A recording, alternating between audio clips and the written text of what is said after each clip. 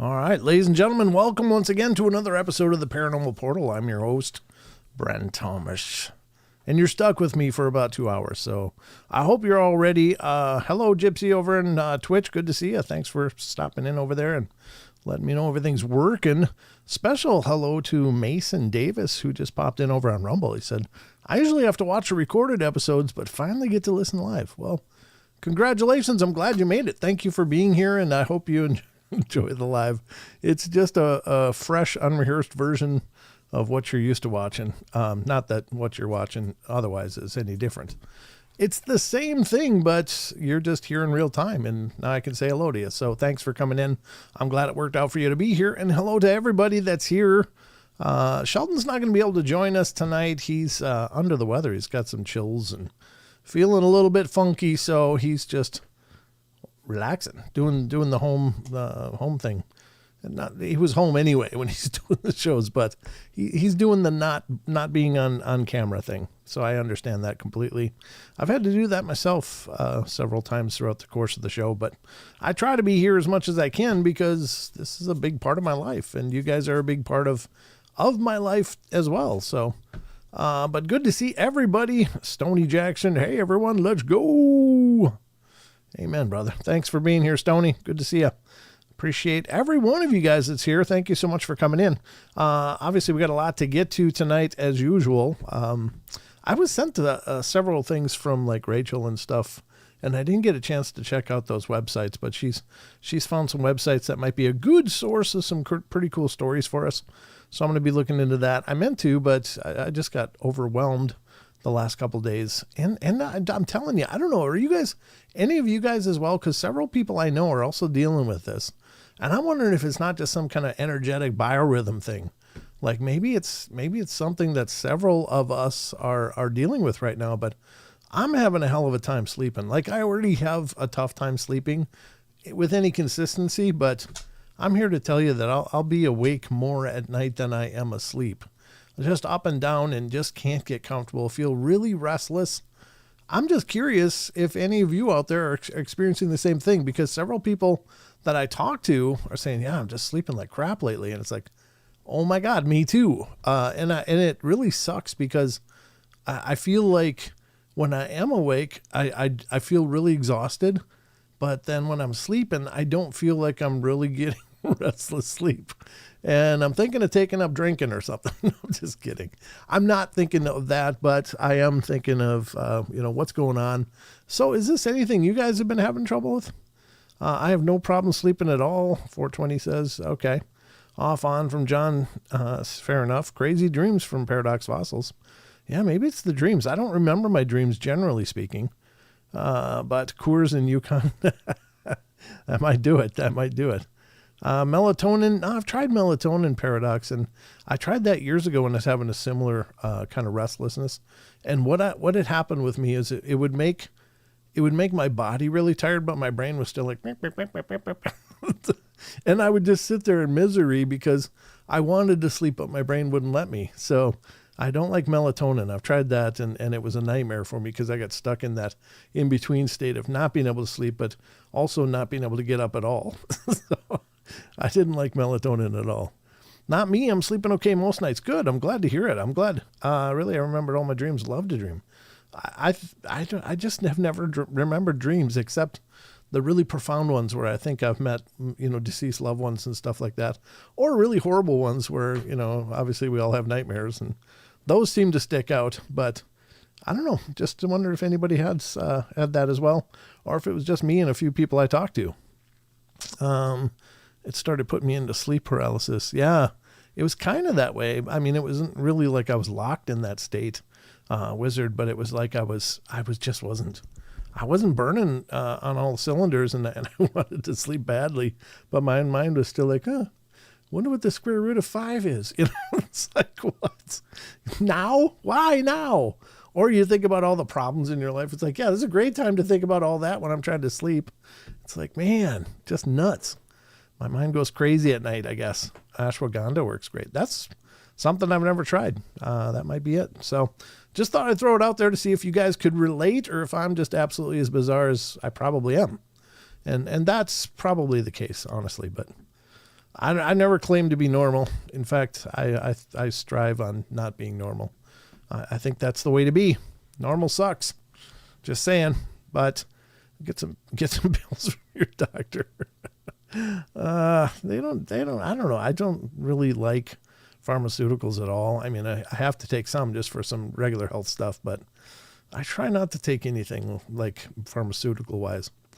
Thank you, Rachel, for the sites you sent, Brent. Oh yeah. Thank you. Absolutely. For sure, Rachel.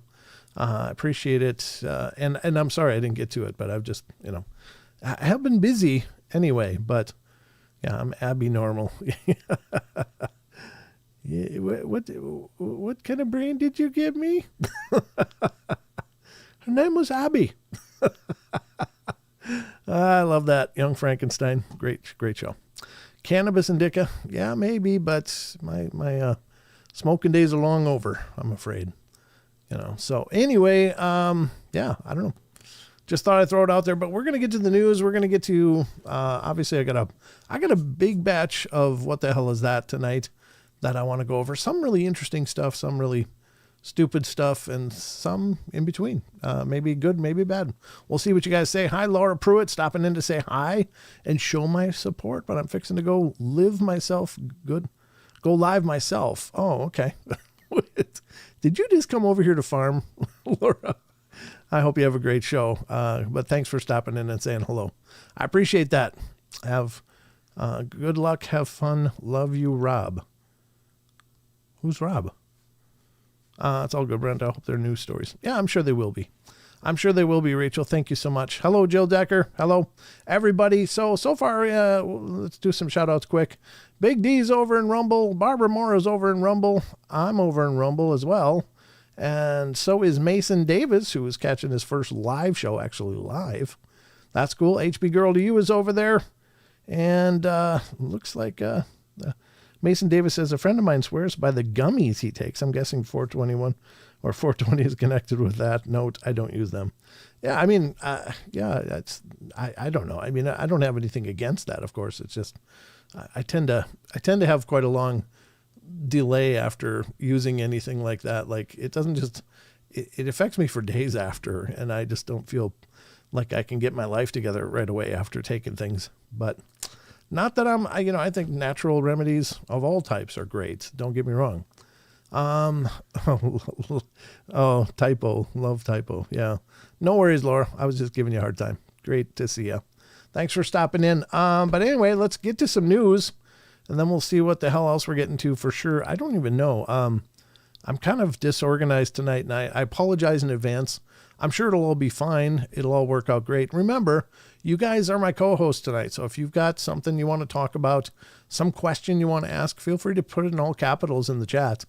And when I see it, we can talk about it. There's nothing on this show that says, no, we won't have time for anything you say. It's all what I want to do. I love this being a discussion, most of all. I love that we discuss things. And if you have any questions or any things that you're like, hey, what do you think about this?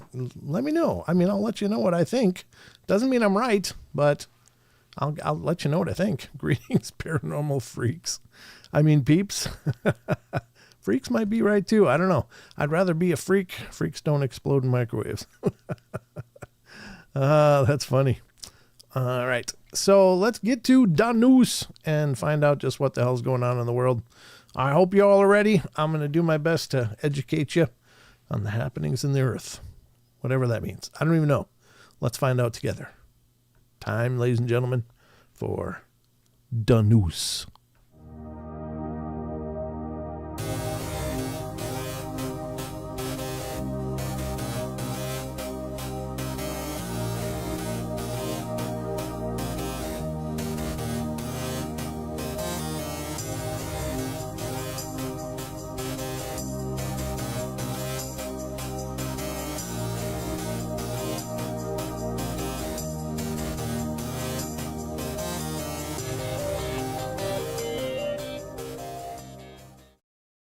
There we go. That's the news theme right there, folks. And this is the news of the Paranormal Portal. And I'll be your anchor, Brent Thomas, and welcome. Hopefully you find this segment enjoyable. I like doing the news because it's just a lot of fun. We don't deal with only paranormal news. We deal with interesting news, weird news, funny news, and sometimes paranormal news too. So whatever tickled my fancy when I was pulling headlines, that's what we'll go over. I hope you find it interesting and enjoyable and have fun with it. At least maybe mildly entertained. So let's see what we do. Well, LOL. Thanks, Brent, for that. Usually it's Mr. Fleshrot says. What is that? What are you thanking me for? I don't know what I did. All right. So anyway, let's get to the news. Remember, throughout the course of the show, I utilize a lot of different websites. And these are great sites. Please support them. Please visit them. Please give them your love and your traffic, because you're going to find a ton of more incredible information on these sites than what I can cover on these shows. But I use them because they are literally the best sites I've found. And I appreciate if you'd support them and help keep them on the line. On the line or online. Keep them online, because they are the best of the news. And the news site that we always use is this incredible site called unexplained-mysteries.com. And the first one comes from the World of the Bizarre Files. This one's pretty wild. I didn't read it. Word to all of you. I don't pre-read anything on this show. Whatever I read on the show, I'm reading it cold for the very first time with you guys. So I sometimes will peek ahead. Very rarely, though. But so everything I'm reading is brand new to me as much as it is you, because I like us learning this stuff together. I think that makes it extra fun. Then my reactions are genuine. They are organic to what I'm reading, and I'm not rehearsing reactions or something like that. So you'll get all the stupidity in real time as it happens, because I can't be held accountable. So let's check it out. Here it is, the first article. Revelers time travel to celebrate New Year twice. Sorta. I don't know what this means. It's coming from the World of the Bizarre, though, so let's see what it means.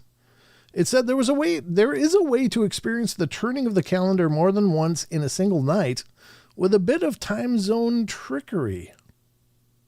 Wow. That's double the party.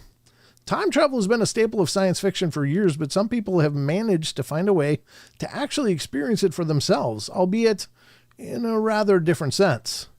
The secret lies in the fact that January 1st doesn't start for everyone everywhere in the world at the same time, instead progressively arriving across the globe due to time zone differences. This means that while Sydney is celebrating New Year, the United States is still several hours away from the turning of the calendar. And technically, therefore, if someone happened to see the celebrations in Sydney and then traveled quickly enough in the opposite direction, they could experience New York again in a few hours later. Of course, it's not really time travel in a literal sense. They wouldn't be traveling into the past, but it would enable someone to experience the New Year's celebrations twice if they really wanted to. Examples of this actually happening can be found in the flight logs for January 1st when, for example, a flight taking off from Tokyo at 1 a.m. on January 1st arrived in Los Angeles at 6 p.m. on the previous day. Ooh, there you go. There was also a flight from Guam that took off at 7:40 a.m. on New Year's Day before touching down in Hawaii at 6:55 p.m. on New Year's Eve. Ooh. Sure, it's a lot of trouble to go to simply take advantage of a calendar quirk, but for those with enough time, patience, and money, it would certainly make for a unique New Year experience. Well, there you go. I mean, God, could you imagine double parties? Oh, I mean, I don't party much. I did in my youth a lot. Well, a lot for me, but probably not a lot by a lot of normal people. But yeah, I mean, I would be absolutely broken after the first one. So I couldn't imagine, hey, let's go do this again right now. No, that would be horrible. But interesting. It is a quirk of the clock or of the calendar, and time zones. That's how we roll. So there you go. I don't know. Kind of interesting, different, unusual. I don't know how we ended up on that one, though. That one wasn't really the one I wanted to start with, but there you go. I guess it's New Year's-y, kind of post-New Year's-y information. If anybody's ever done that, let me know. I'd be really interested to hear how that worked out for you. So that's the first article, but don't worry, we got more. There's always more here on the portal because the next one is coming from the UFO phenomena. We're going to do 3 stories, by the way. This is the second one. The UFO phenomena on unexplained-mysteries.com. Here is the article. Declassified UK UFO files reference interest in obtaining alien technology. Well, I think that's the interest of every government in UFOs is not based in, oh, we just want to know if there's more people out there. No, it's like, what kind of gun can we make with their stuff? I mean, it's always going to be military application first, right? Everybody wants to have the biggest stick, so I don't think you can get a bigger stick than some UFO technology folded into some kind of trigger system. But let's see what this says. Newly published files from the UK's Defense Intelligence Staff reference UFO cases from the 80s and 90s, and the US is not the only country to have published a treasure trove of declassified government documents pertaining to the UFO phenomena. Some of the UK's own secret files relating to the topic can be found in the National Archives at KEW in southwest London. Among these reports by the Defense Intelligence Staff, a military intelligence gathering and analysis organization that is now known more simply as Defense Intelligence, or DI. That makes it easy.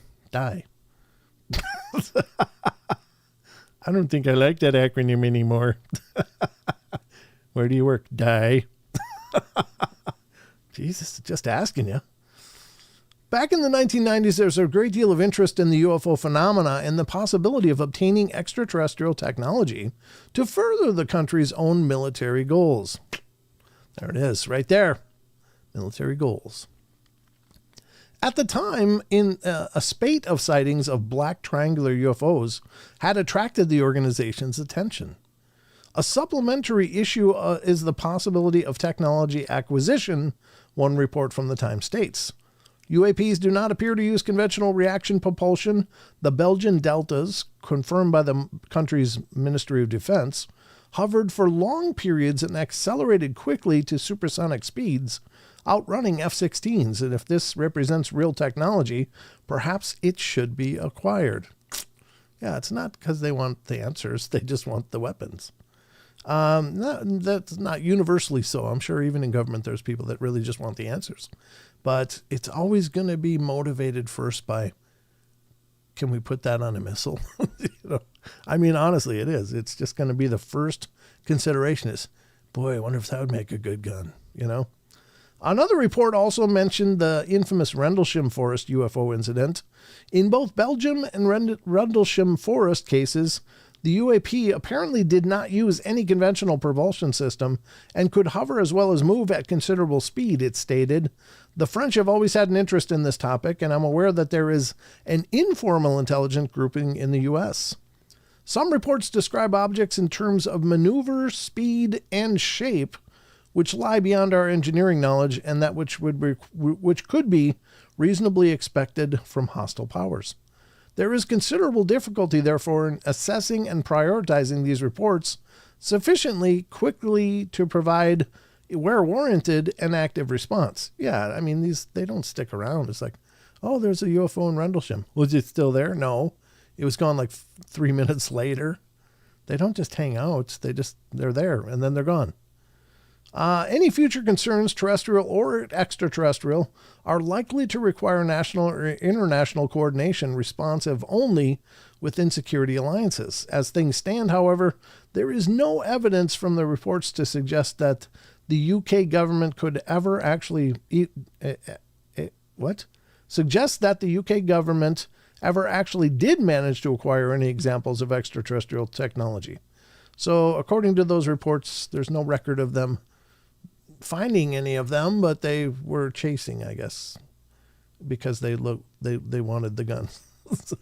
They wanted the bigger stick. There you go. Interesting enough, I don't think this is unique to any one country. I think this is, obviously a consideration for any country that wants to have a degree of influence in the world. Well, how do you get the degree of influence? You get a bigger stick. I mean, unfortunately, that is the caveat for the power structures in our world. Who's got the big sticks and who's got more sticks is also a big one. So anyway, there it is. That's my metaphor for military, obviously. Not that I have anything against, strong militaries or whatever. It's fine as long as they're not being abused. That's great. All right. Well, that's the second article, and we're going to go to the third one now. Not that one. This one. Here it is for those of you wanting to live a have a long experience of longevity in your life. This article from unexplained-mysteries.com from the Science and Technology Files. Study of a 117-year-old woman offers clues to extreme human longevity. Crazily enough, a lot of the people that live the longest, they're not the people that are chewing granola and jogging and exercising and doing yoga and stuff.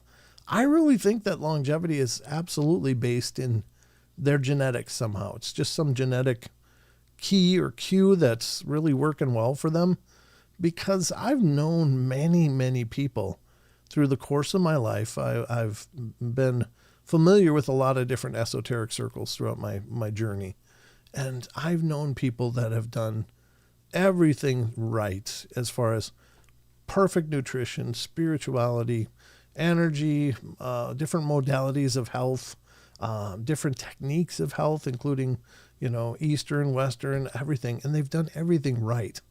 And they'll still just degrade away at a specific time from, things like cancer or heart attack or stroke or something. I mean, and then I've known people that have lived like crap. They've just lived in drive-thrus and alcoholic beverages, and they can't drop. They just can't fold up for anything. They'll live forever smoking. It's like, my God.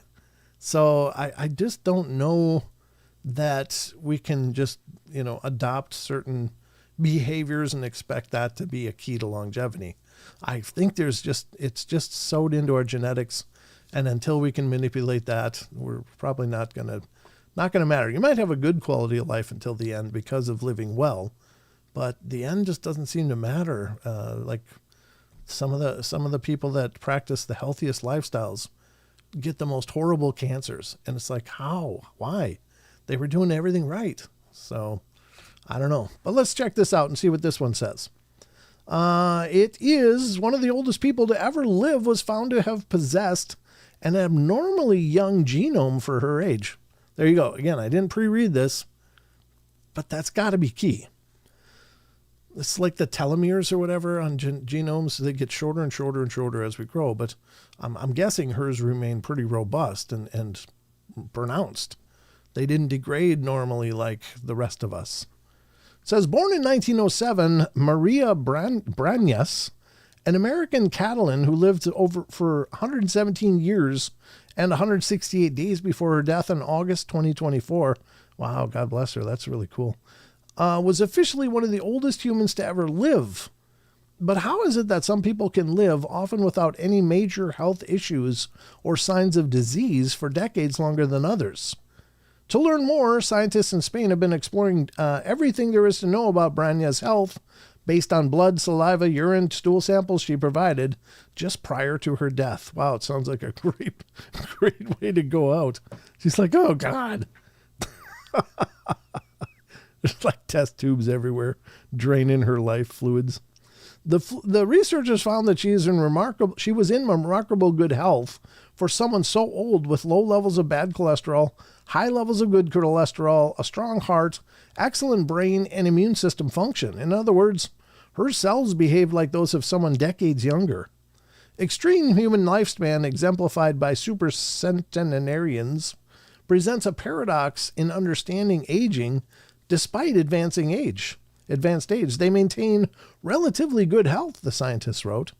The picture that emerges from our study, although derived only from this one exceptional individual, shows that extremely advanced age and poor health are not intrinsically linked.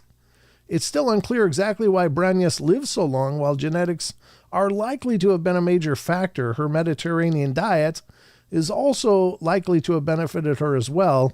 Even then, it seems as though there must have been something a little more to it than that. If the root of her longevity can be found, it may be possible to help others live longer as well. It might also reveal the key to remaining healthier for far longer into old age. Yeah, so they're looking at it. They're seeing what they can find. I don't know. Back in biblical times, people lived hundreds of years. We were built for it, but should we do it? Here's the thing. I'm good with turning back the time, turning back the dial. I think that I don't want to live forever in this body. That's not like my goal, but I just want to live comfortably in this body for as long as this body is going to last, So, I mean, people will still die. Even if we could reverse aging, people are still going to die. It's just the natural course of things. Accidents happen. People can get sick and can be exposed to tragedy in any number of ways. But just aging sucks. It just sucks. When you've got to think really hard about whether you need to pee that bad that you got to go. It's like, yeah, no, this isn't, my quality of life is getting worse here. No. And it's not so specifically me. It's like, not like I have to think that hard about going to the bathroom, but it is a consideration sometimes. Like when my back is out, it's like, God, do I really have to get up? I got to think about this. Can I hold it a little longer? It's just life. It's just life. Life happens. Exactly, T-Bone. It always happens. Brent, you want to honestly be over 100. Look at how many of those poor some bitches feel. Tough as they act, they're in so much pain. I think a lot of them maybe are, but maybe a lot of them aren't. I don't think largely they're running marathons or anything, not like that. But I'm just saying, if we could turn back aging and kind of create for ourselves like a 30-something-year-old body, and that's just as bad as it's going to get. And 30s were fine for me. I didn't have many problems at all, really. I think it was a great decade for me. It was like, I think 40 was where something shifted. Like something shifted, and like suddenly I felt like older, and I've been progressively feeling older since 40. So I don't know, but yeah. Life Shortwave says, I'm a podcast listener. I didn't know Paranormal Portal does live YouTube shows. Yeah, absolutely. Thanks for being a listener though, Life Shortwave. That's cool. I'm glad you found the live shows as well. I've talked about them several times on the podcast. But it's really thrilling to see that you made it. That's really great.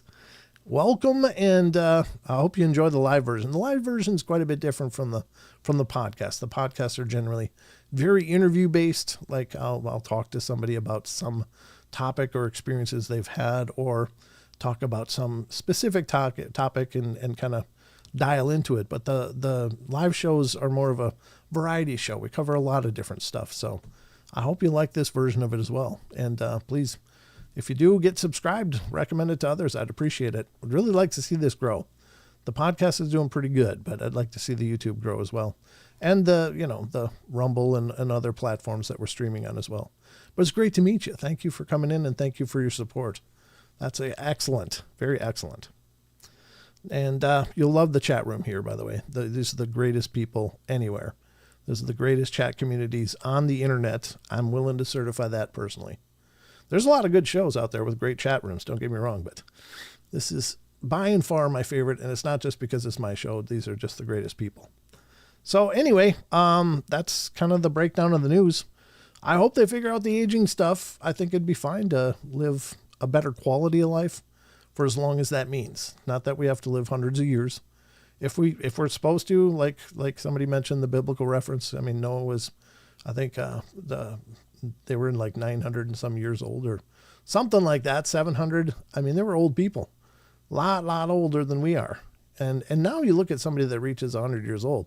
They look like they reached 100 years old. They look like they reached it in a lot of tough ways. I mean, their bodies are looking really fragile, generally speaking. And it'd be nice if we could just remain young. And and whenever our time comes, they come. You miss the mustache? I was just thinking about that. I haven't shaved in a couple of days. So, like, this is my scruffy look. And I thought about just growing it out again.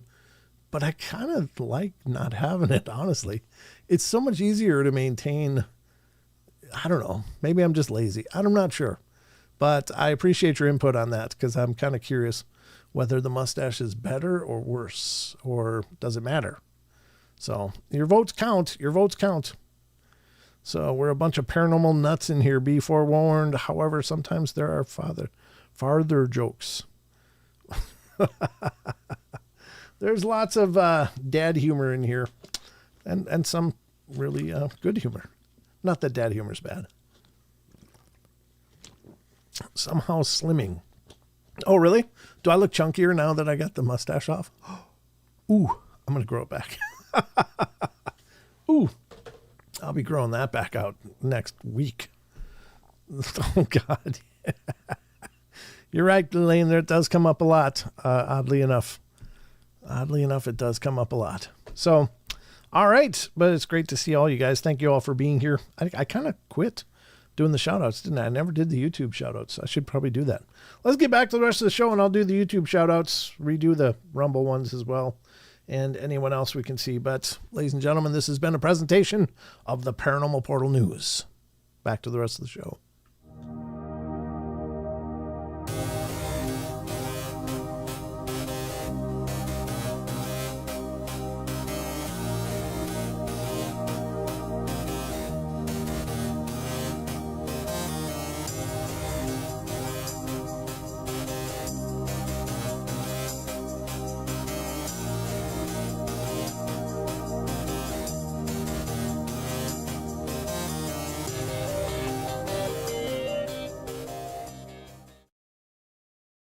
All right, ladies and gentlemen, we're back to the rest of the show. And we got a lot more to do. Not sure exactly what we're doing right now, because I don't know. I think I have an idea what we're going to do, though. Something we haven't done on the show here in a long time, but it's something I do have pulled up in my browser window from long ago when we've done it, but we haven't done it for a long time. So this does require audience participation, but just hold on to that a sec, because we're going to see who's here.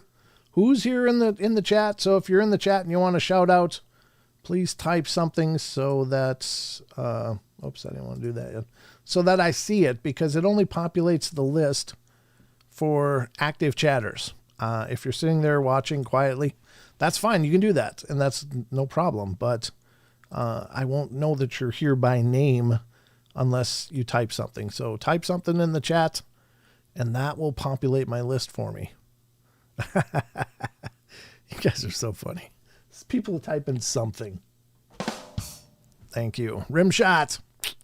My wife's grandfather lived well into his 80s, who survived Auschwitz and the coal mines of Belgium. I think it was the vodka. Could be, man. I've known some people lived close to 100, and they lived tough lives, and they just wouldn't go down. They were built of a different steel than us, I think. All right, let's check out who's here. 420 Man from the West is here. Amy Creel is here. Annie Manul is here. Aussie Boss Tiger's here. Caitlin Ann Townsend. I'm sorry, Caitlin. I know you, but I couldn't make out what your name was there. D Oceans is here. Elaine Clifford is here. Hello Friend is here. John Temperance here. Life Shortwave is here. Lori Gibbs is here. Mike Nation is here. Mr. Fleshrot is in the house. Paula is in the house as well. Rachel is always in the house. And Sharon Sunshine is here as well. Good to see you guys. Standing Stones is here. T-Bone is here. Werewolf is here. Wizard Moon and Yeshua are all here. Someone popped in. Who was that? Hello, friend. Hello. Who in the world is here? Well, I don't know where everybody's from, but I know you're here. John Stevenson is here, of course. And John Temperance. So that's the Johns are represented. It's great to see all you guys. Thank you so much. Deborah Neighbors just popped up. 420 Man from the West popped up as well.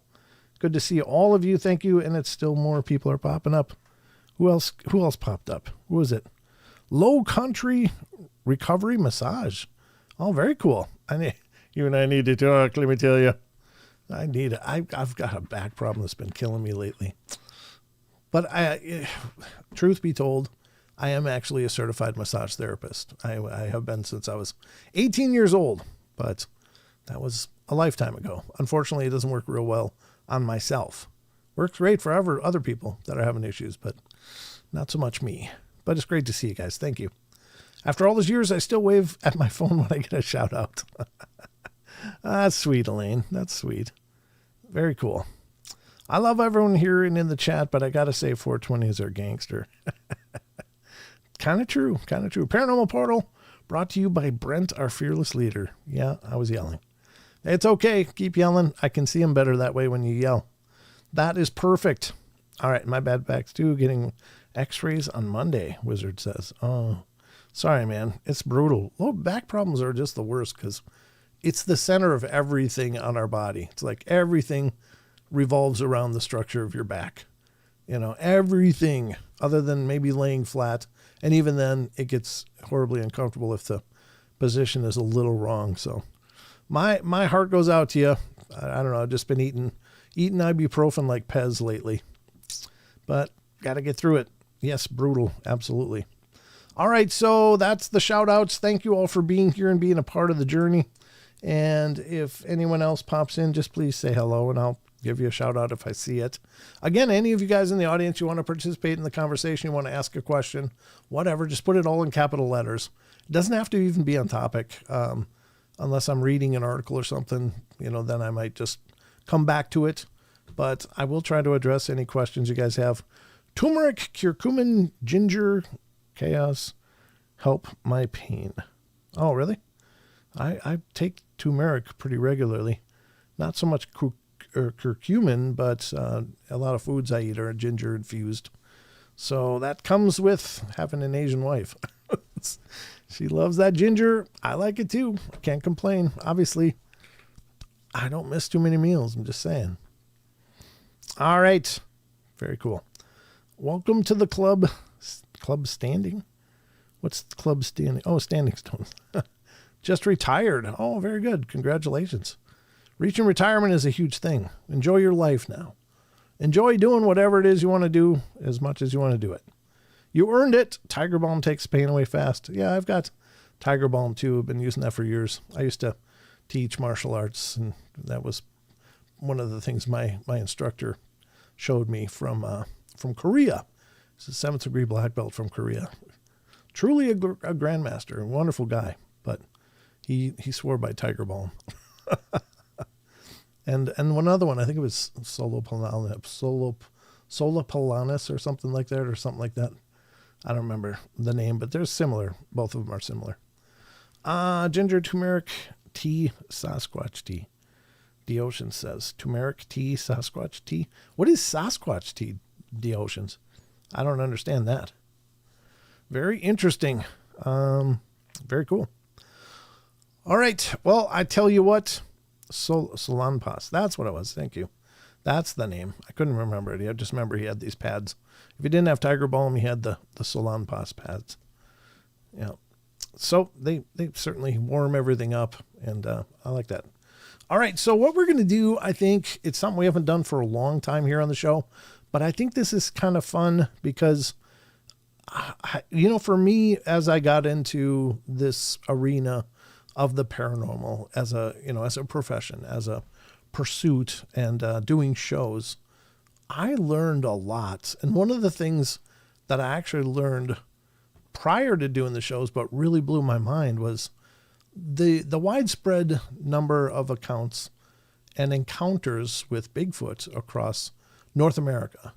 And that was specifically what I learned about first.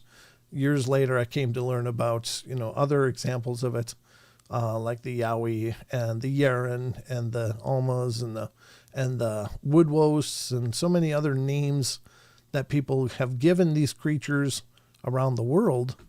And I realized this is a global phenomena. But I thought what we would do is visit the BFRO.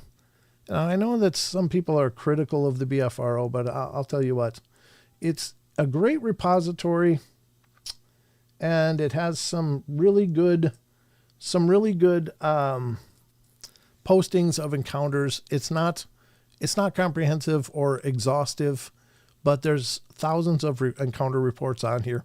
And again, this is put up by Matt Moneymaker and his BFRO team, and they do a good job. I know they're not without controversy, and there's certainly some pushback on some of the real woo type of cases. Don't really get covered in here, which is, I think, important, because you can't just erase those because they don't fit your paradigm. I mean, if it's an encounter that people swear they saw, I think it's got to be recorded. But like them or not, I'm in the middle.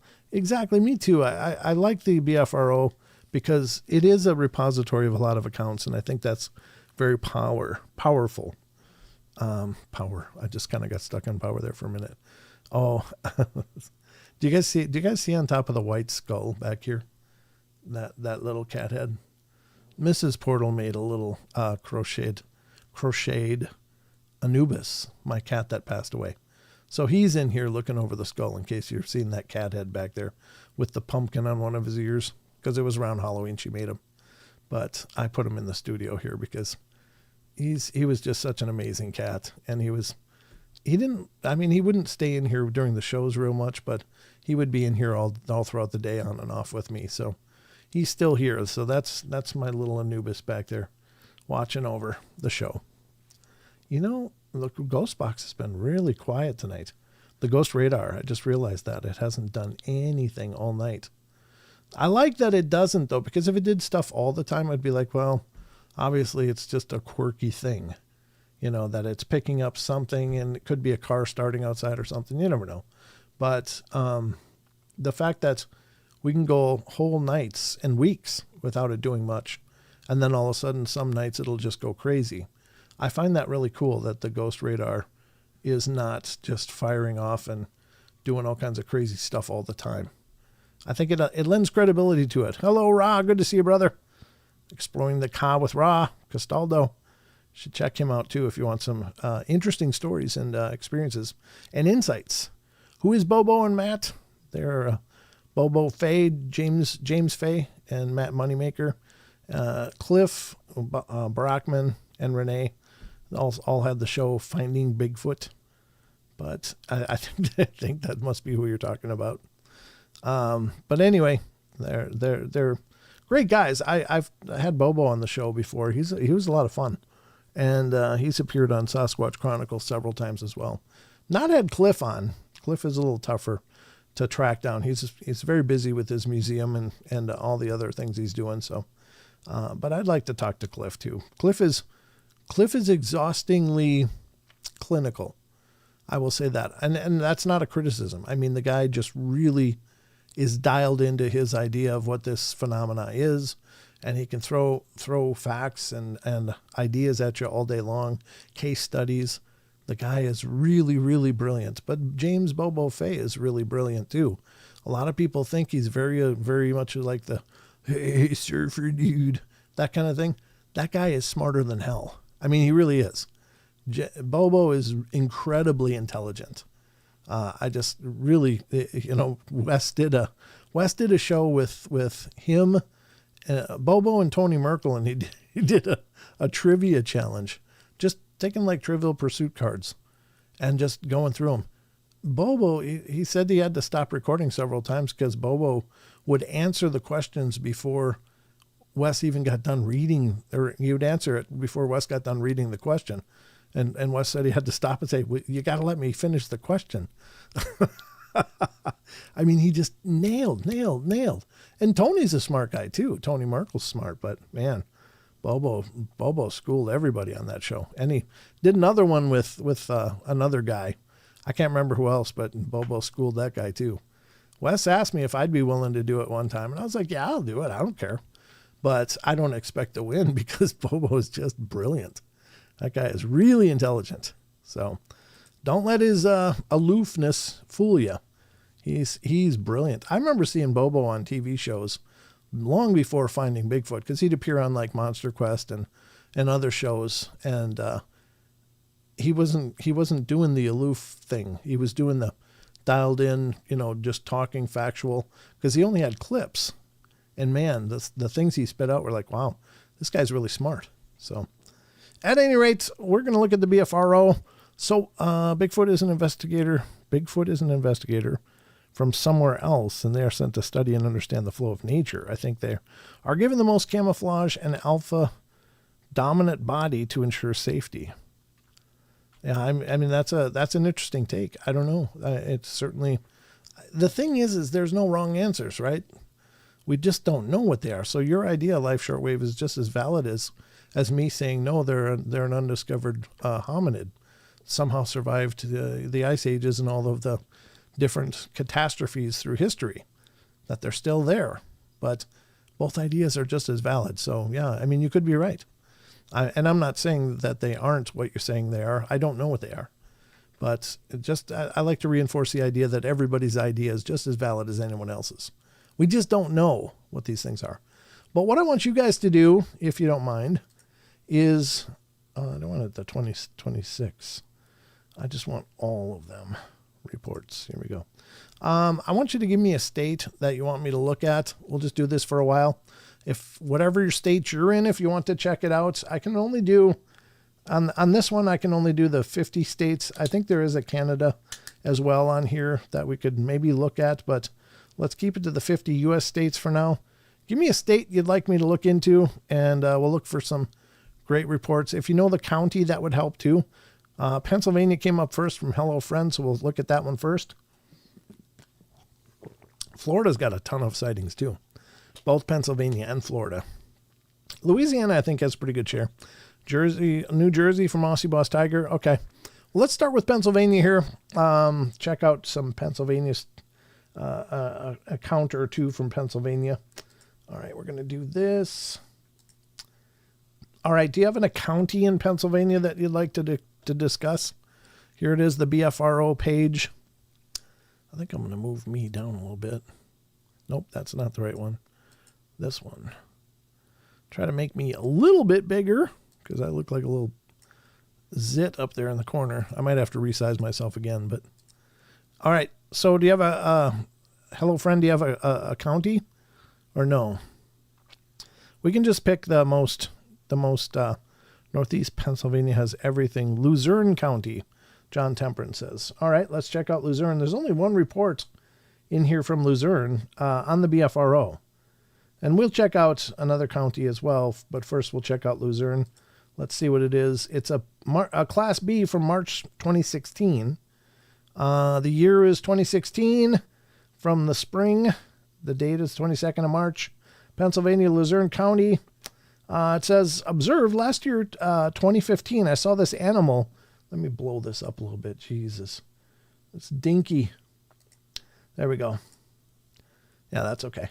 Last year, 2015, I saw this animal 2 times. Eye shine was very large. Then on March 22nd, 2016, at around 2:30 a.m., I saw a large, possible Bigfoot. This was upright, walking through my backyard. It was taller than my swing set, wider than myself, and saw the eye shine, all from my kitchen window, and this made me a little scared. Went out trying to find prints, but the ground was very hard packed, and we had below freezing at 25 degrees that night. I then called the BFR to tell them what I had seen. Nothing else they noticed. It says other stories. Yes, by the graveyard. Okay, it's 2:30 a.m., and it was dark, but enough light to see through my backyard. Okay. The BFRO guy says spoke with Bill one day after his encounter. Not only were the facts still clear in his mind, he was also still a little shaken. Bill's from the armed forces and a retired law enforcement officer, so things don't normally scare him. Along with his training, he has a very strong skill for observation, which helps in this instance. Going into his backyard to see where he observed the subject, he was able to put me in the exact spot that he saw it. After taking some measurements and size comparisons, we came to the conclusion that the subject was around 7 feet tall. While exploring the area, which at the time seemed an unlikely place for this situation to have occurred, I noticed a deep-cut creek. This waterway goes from one side of the town to the other. It has a large pipe going under the highway, and this is subgrade in the entire way through town. The town is small and not heavily populated. The creek is approximately 6 feet below the surface of the yards behind Bill's house, a perfect depth to conceal something very large because of this green belt, the airport, and the large forests on either side of this area. I have no problem supporting Bill's story of this encounter. I was not able to find conclusive proof or evidence of this for the reasons he already gave. Cold temperature had frozen the ground, but I was able to see things that led me to believe him. Very cool. So that's from Pennsylvania, and again, Luzerne County. So there is that. Let's look at another county and see if there's who has the most reported. There's McKean, Mercer, both with 6. There's 9 from Cambria. I don't know if that's in the same area or not, but let's check this one out. That seems like the biggest county. I'm looking for an A. I'm looking for Class A sightings because those are like right there, daylight. You can see a lot of detail. So Class A sightings are really powerful. B can be like footprints or maybe seeing a fleeting glimpse of something. Here it is from 2022 in Cambria County. Class A, Pennsylvania again. Very credible to witness daylight sightings of a Sasquatch walking along a bike trail 60 east of Pittsburgh, Ghost Town Trail. Let's check it out. All right, here it is. Again, 2022, Cambria County, the Ghost Town Trails between Ebensburg, Pennsylvania, and Nanty Glo, Pennsylvania. All right, there's GPS coordinates. Let's just see what they observed. On October 5th, 2022, while my boyfriend and I were biking on the Ghost Town Trails near Ebensburg, Pennsylvania, we saw a Bigfoot come about 150 yards in front of us. He was walking along the trail towards us. We couldn't see his face. When he saw us, he turned and quickly walked into the woods. We were shocked at what we saw, and as we went by, we looked into the woods, and we didn't see anything. We didn't stop then, but continued on until we finally stopped to talk about what we had seen. It was really shocking. There were no sounds or smells. Didn't get a look at the face, but as he was walking, you could see how big his stride was.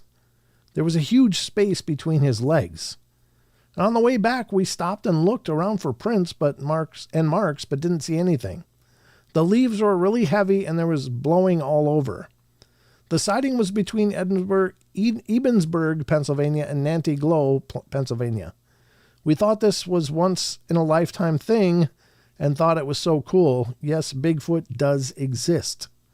So there you go. And I don't think we need to look at the research notes. Those are pretty comprehensive and huge. But there is a map showing you kind of where it was. Yeah, it's mostly the western side of Pennsylvania, if I'm looking at this right. Yeah. Very wild. Very cool. Okay.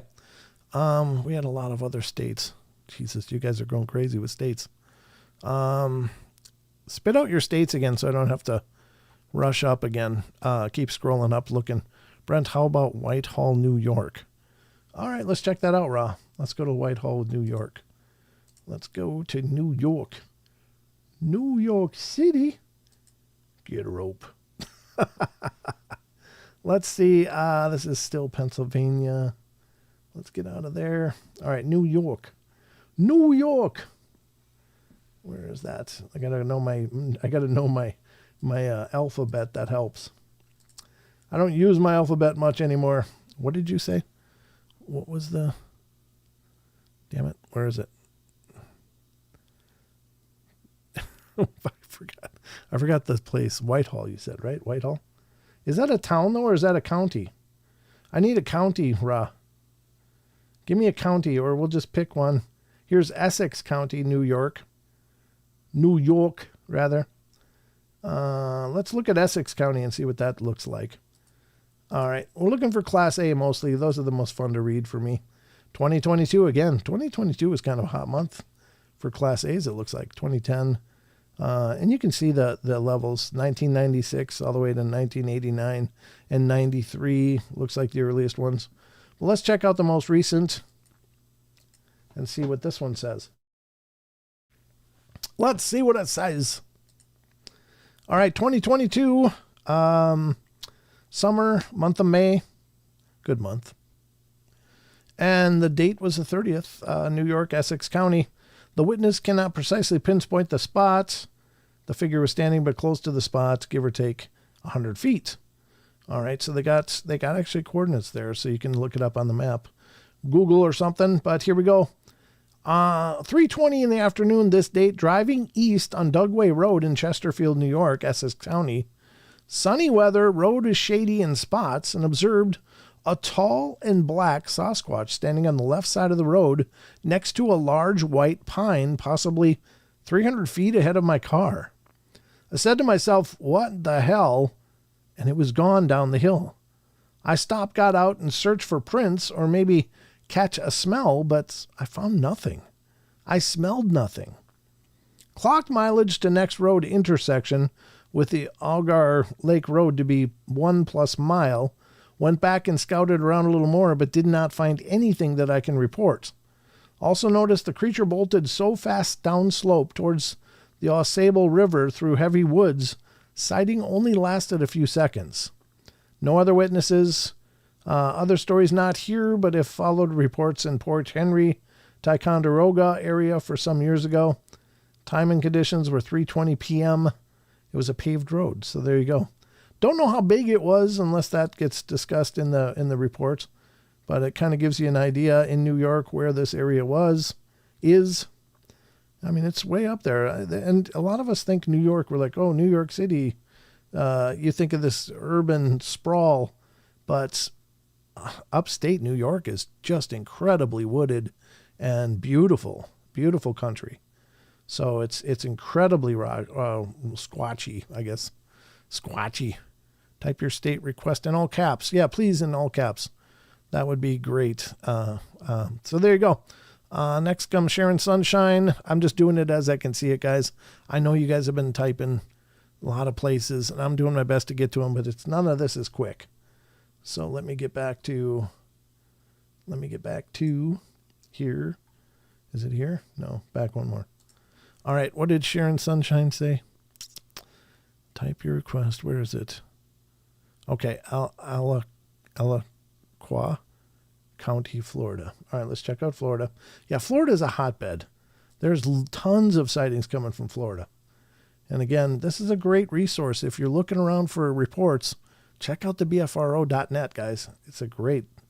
Oh, here it is right on top. There's 4 reports coming from Alaqua. I don't know if I'm pronouncing that right.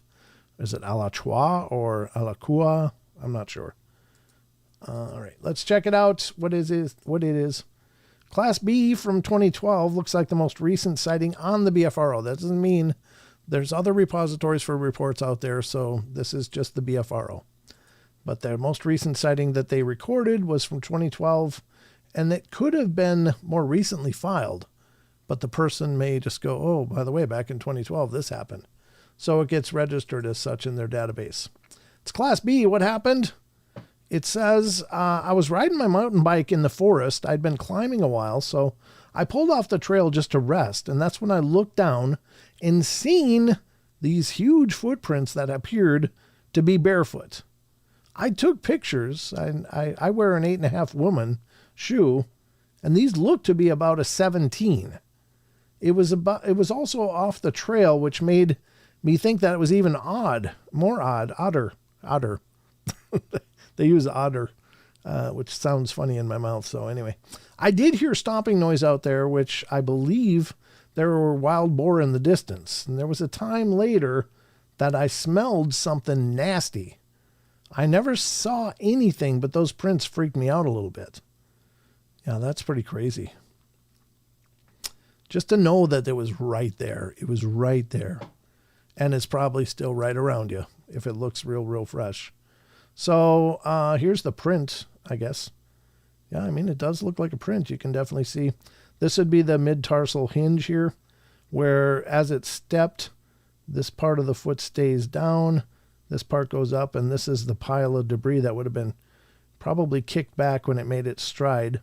So that does seem to be legitimate. And there's another one, the left foot. And again, it doesn't look extraordinarily broad. In fact, this person's foot looks much wider. I don't know how big this person's foot is, but whatever this is very long and narrow for a foot. We don't have the shoe comparison. Doesn't mean it was an adult, but it is curious. There's some, looks like a clear digit impression here, maybe up to here. I don't know what's going on here, if this is a heel or... But this does look like a toe, maybe a big toe. This one looks a little small, honestly. So it could be a family group. There's some glasses. I guess maybe it's not as small as I initially thought. But yeah, I mean, those are some great pictures, though. Again, that's a pretty wide foot, though. Man, this person's got some serious... Good thing they're out there getting that exercise. That's a pretty thick leg. No offense, but, you know... That could be some health issues. Pretty puffy. No, and there's the area. So yeah, it looks like it could be very good habitat for some Sasquatch to be hanging out in. Very cool. Very cool. I'm glad they had all the pictures. That's cool. Okay, looking at the chat again.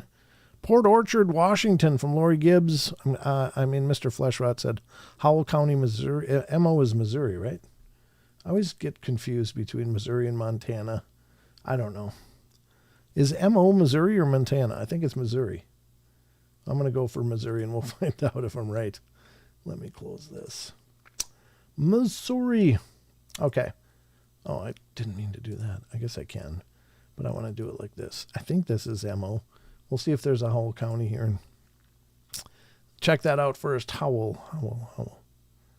EFGH. Howell. There's one report in Missouri, Howell, Missouri. Howell County, Missouri. Let's check it out. I don't know what it is. It's a Class A from 1967, so it's an old one from the Mark Twain National Forest. Let's check this out. Let's have a look. It's quite a long time ago, but don't know. It was July 30th, 1967. That's very specific. Looks like a robust report, though. This is going to be a tough one to read because it's basically a huge paragraph, and it's tough to read these. These are nightmares to read. So let's see what I can do. Many times I've tried to write about this major event over my life, but I find it difficult to tell it just like it happened. It seems as though I've missed many details. I do not like to relive the event. Since I can never forget it, I might as well share it with you. I was born and raised on a farm about 10 miles from the nearest town in the Ozarks. The farm had a wooded area that was connected to the Mark Twain National Forest. I had a neighbor friend that I played with as a child, and she lived about a half mile down a gravel road where we would walk back and forth to each other's homes. Well, that summer I was 12 years old. It was a summer evening, and I had walked up to my friend's house playing, and it would soon be dusk and time for me to go home. I'd been taught to watch out for snakes, and I kept an eye out for wild animals. Now it was starting to turn dusk as the old gravel road dropped off into a hollow. It was always a few shades darker in the hollow, as both sides of the road were lined with trees and foliage acted as a canopy. I guess I wasn't paying as much attention as I knew I should have been, and I was watching out for the snakes because the hollow always seems to have more than its share. My dad had hunting dogs, and one always followed us around. I could smell the dog. It smelled like it had been down in the pond again. I could hear it walking along with me, just a few feet off into the woods. I started calling the dog to come to me, but it didn't respond. I thought this was odd. The road was coming up out of the hollow, and I started to pay more attention to what was happening, and I could finally hear the dog coming toward me. It stepped out of the woods onto the gravel road to my right and just behind me. The hair on my neck started to crawl. Something was not right, and I could feel it. I looked down and a little to my right,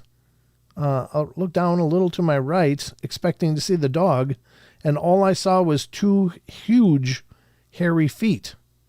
Suddenly, I turned my head back towards the road and froze in my tracks. My feet became rooted in the ground as a wave of fear washed over me. My mouth was as dry as a bone. I couldn't have uttered a word, even though I was so frightened. I couldn't help myself. I had to look. I had to see what was standing next to me. I slowly turned to my right again, but this time I looked over my shoulder right into a hairy body. It was within arm's reach. As I lifted my eyes, they traveled up and up as it was very tall. I saw nipples under a reddish thick hair. It was not fur, and finally I was looking into a face. It was watching me very closely. The whites of the eyes were reddish, and its pupils were a bluish color. I looked away and down at my feet. I didn't know how I was going to get away from this creature. It was tall and stocky built. It could have killed me if it had wanted to. I put one foot out slowly and walked as though I had rocks tied to my feet. The distance from where I first saw the creature to home seemed like an eternity. At last I was to the door of home. My body was so tense it hurt to move. I was so afraid, but I knew I had to check where it was. It was still behind me. I could not allow this thing to enter into my home, so I slowly turned my head to look behind me. I had only turned a little when I saw it standing down the drive a short ways. There was a cedar tree along the driveway, and its hand was close to the top of the tree. It still watched me, and then it dropped its hand, and in about 3 strides it disappeared into the forest. I then cried out. It must have been a strange or horrible scream because my dad came running. I could hardly talk to tell him what had just happened. He knew something had happened, so he got his rifle and searched around the house. Dusk was falling fast when he returned, and I was so relieved to see him return safe. He started trying to calm me down and reassure me, and he tried to convince me it could have been a bear because everything can be explained, and maybe I should not repeat it to anyone else. I know he was only trying to protect me by his words. It took 2 years to finally have an idea what it was that I encountered. Then a TV program came on, The Legend of Sasquatch. And then my dad said, "Sis, is that what you saw a few years ago?" And I said, "Close enough." I spent a lot of sleepless nights since that awful evening, and I've thought of what happened, and I wonder what would have happened if I would have reacted differently. Wow. Crazy good story. I like that one a lot. Okay. I think this has been fun. I'm sorry I didn't get a chance to get to everybody's suggestion, but thank you for those of you who gave your suggestions. I appreciate it. We just got to get on to the next segment, or we're just going to be going through the night reading these. And these are great, but it's not everything I had planned for you guys. So we'll cut this there and get to the next segment. I think it's a segment you guys know and love. Or at least I hope you do. I hope you do. So let me do this. Let me frame this up. And we'll do this. We kind of did the cryptid corner a little early, maybe. I don't know. And we're going to get to the next segment, which is one that I think a lot of you guys know and love. Hopefully. Oh, T-Bone, rolling deep. God bless you, T-Bone. You humble me, brother. You humble me every time. I really appreciate it. But who got the 5 gifted memberships from T-Bone? Well, first one was author, illustrator, BJ Lapierre. Congratulations, BJ. You're now officially a member for 30 days. Pancho Zorch got one as well. Congratulations. Thomas Dunavant Jr. got one. Congratulations, Thomas. It's a great name. Then who else got one? Seattle Winter got one, received a membership, and Hotshot got one. So congratulations, all 5 of you. Appreciate it. T-Bone, you're a rock star, brother. Thank you so much. Appreciate that a lot. Excuse me. Sorry. What if Bigfoot and Dogman are just watchdogs, or hunting dogs for different types of aliens? Oh, jeez.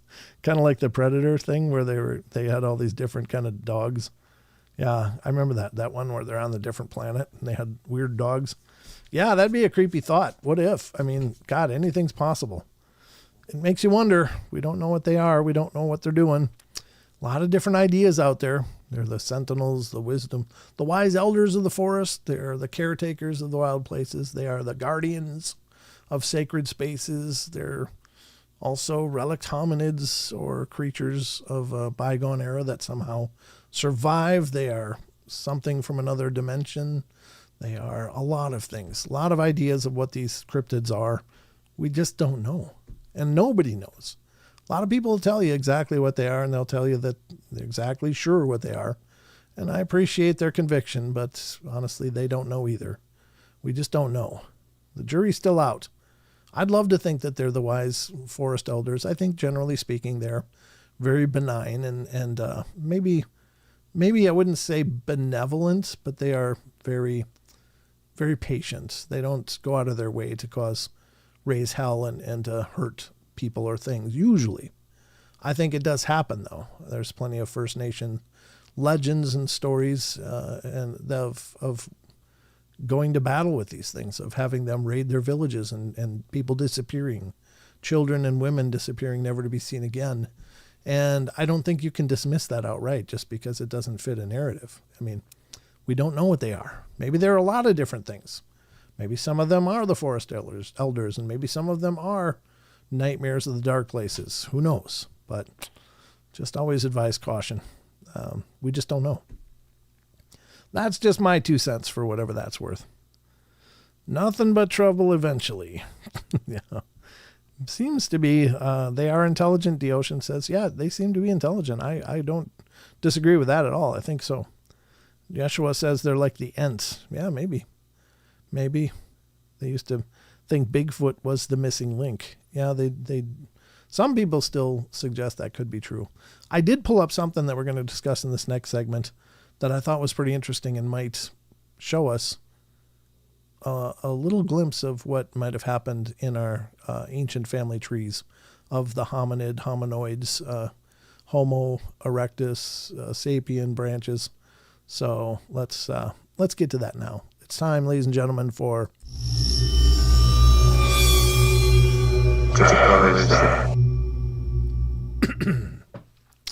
it's time for that. What the hell is that? I'm going to take a drink here quick.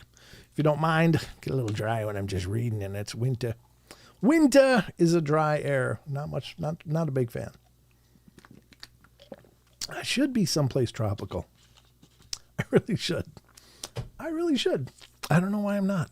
But anyway, what the hell is that is our newer segment here on the show where we, have showcase different levels of evidence. This might be video, might be photographic, it might be, informational.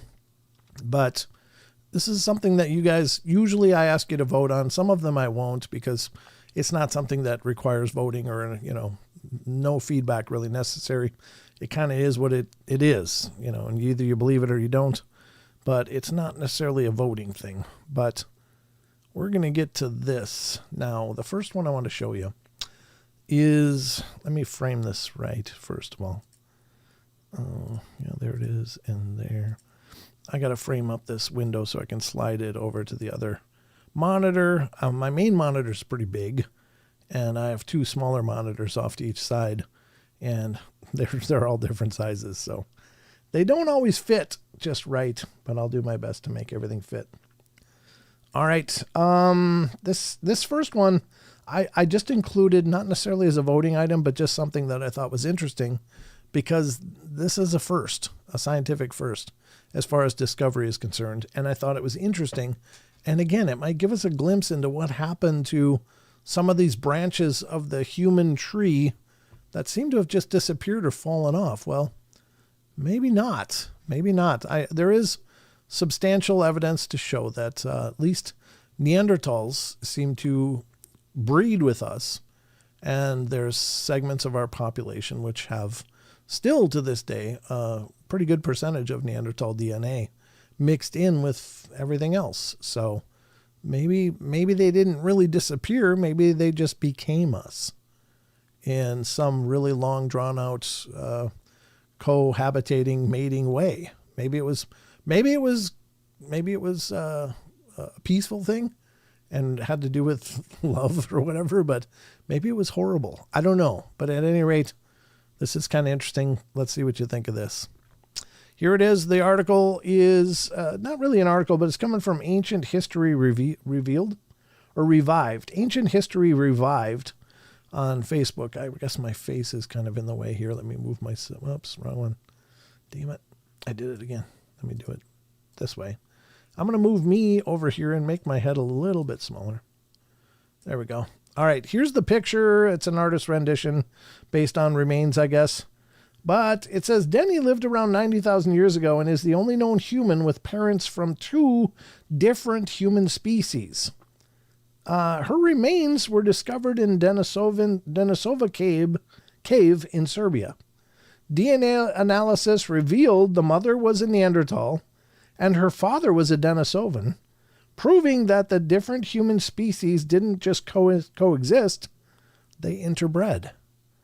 And I thought this was really cool information because oftentimes we consider these to be territorial warring factions arguing with each other, competing for the good resources, but maybe they coexisted and commingled and created an amalgamation of the DNA, combining through breeding. And maybe that's what Neanderthals. I wonder if there were Neander shorts. I don't know, D. That's a good question. Obviously outside of my pay grade, but I thought this is really interesting. You know, we haven't heard this before. This is the first apparent example that they've discovered that shows that this is a merging of those two very distinct hominoid groups into an offspring. Now, the interesting thing is, could this be what became known as Sasquatch today? Could this be the one ancestor that explains Sasquatch? Again, for a long time, scientists have always, talked about the fossil record and the missing link and all this stuff. And all of that stuff is based on existing research, what they have been able to uncover. But the fossil record is not a complete resource. It's an always emerging and evolving resource that expands based on discovery. And a lot of things were never fossilized in the face of the earth, just because fossilization, once again, is a very specific process that is actually pretty rare to find fossils. And people find fossils all the time, but a lot of fish and aquatic fossils, I think, are pretty ordinary, but it's very unusual to find fossils of land things. I think fossilization process is much more difficult above the water than it is below. I don't know. That's my supposition based on what little I understand of it. But there you have it. I don't know. They must smell the loads. Oh, you guys are talking about something else. Okay. I'm just reading what Andrew Gnome's Trucking is saying. I was head west on that place. It's spooky, man. I was just there on 84th New York 2. Yeah, lots of rest areas and parking areas for trucks. They must smell the loads. I keep pulling them in trailers and keep interested in them. Oh, maybe. Denisovans. Annie Manuel says Denisovans bred with modern humans, as did Neanderthals, apparently. They were pretty big, but the H. longi skull, which isn't that large, is genetically Denisovans. This doesn't preclude a large version. Yeah, very interesting.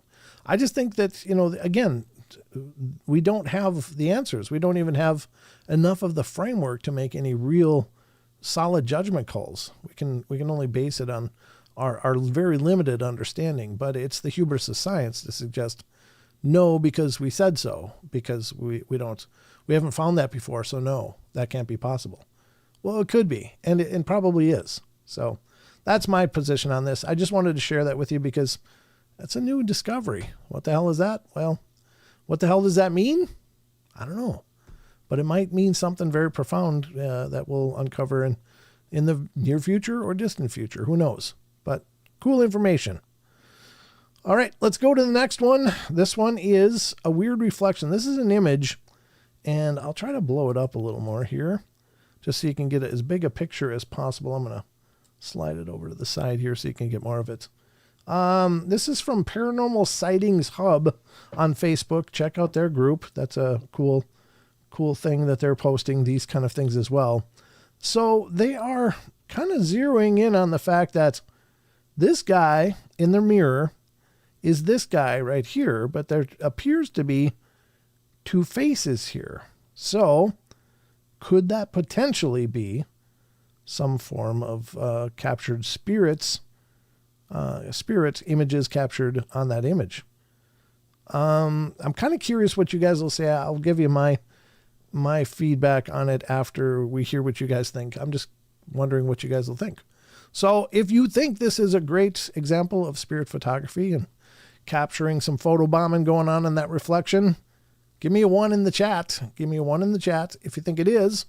If you think that it's just obviously a misunderstanding and there's things we can't see, give me a 0 or give me a decimal point.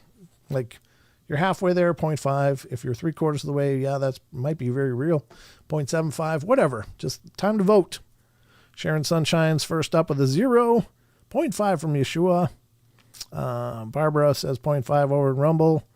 Did they paste an image in? I don't think so. I don't know. It's not impossible, but we're just going to assume that it's an image captured as they state. Caitlin's given it a 0.5. Owl Woman, 0. Aussie Boss Tiger, 0. Pixie Rangers, 0.5. Rachel's 0.5.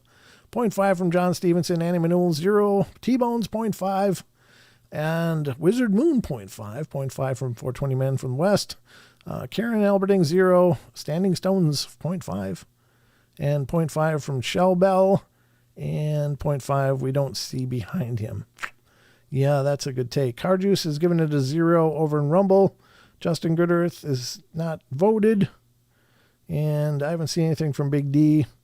If he's still over there or not, I don't know. But, yeah, Mason, did you have a vote? Are you still there, Mason Davis?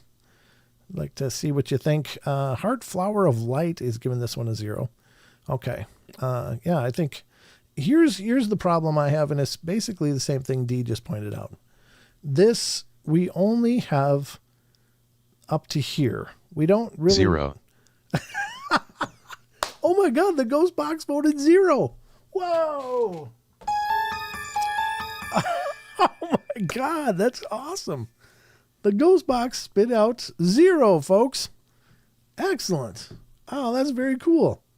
The only thing it's done all night, folks, is give us a 0. How incredible is that? I'm floored. I have chills right now. That's so cool. Thank you for voting. And that's probably the biggest authority we can have on ghost photography right there. It voted. Very good. Thank you, Ghostbox. I appreciate your participation. That is really bizarre. I mean, I'm literally blown away by that. That is so perfectly relevant. I'm just absolutely shattered by that. That's so cool. That is awesome. And I think you're right, Ghostbox, and those of you who voted 0.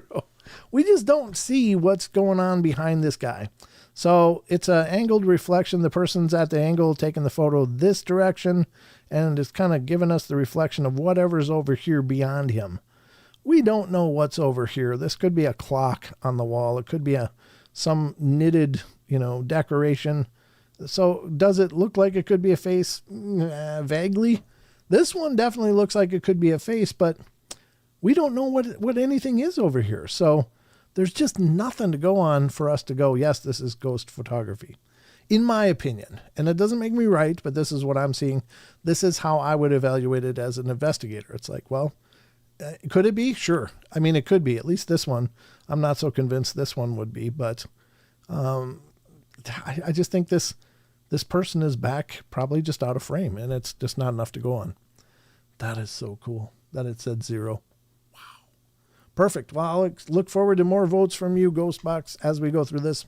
I think great thoughts, though, and it doesn't mean any of you guys that voted 1 or 0.5 are wrong.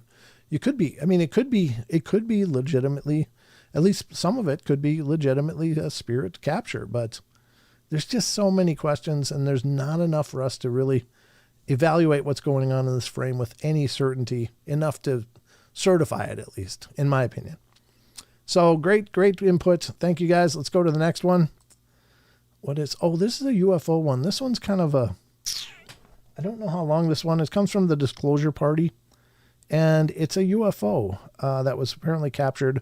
Looks like May 27th, 2008. So this would predate AI. I don't know that I'm familiar with this from history. So it could still be AI in that, putting on this, making it say this kind of stuff is not impossible with AI and creating a recreation, but it could be legitimately a VHS recording from those old cameras. So don't discount the fact that it could be legitimate recording just because it could be AI. All we can do is evaluate it based on what we can see. So I'm going to try to do it with the sound. I don't know if there's music on here or not. I don't know. The music has been kind of a pain in the butt, honestly, but we'll take a look at it. This is coming from Disclosure Party on Facebook, so definitely follow them. Check out their postings. I love that these sites are posting this stuff. It's great stuff to talk about. So here we go.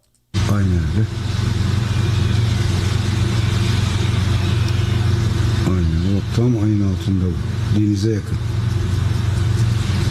Denize yakın. O nerede? Vallahi bak aşağıda. Okay, got in frame again. Denizin üzerinde bu. I'm not sure what language that is. Denizin üzerinde gibi. I honestly think it looks pretty respectable, but it's truly that's one of the reasons why they say don't zoom in, because when you zoom in you get this shaky crap, and it makes it almost impossible. You need someone to really go in post and stabilize that so you can really see what's zoomed in, unless you're on a tripod.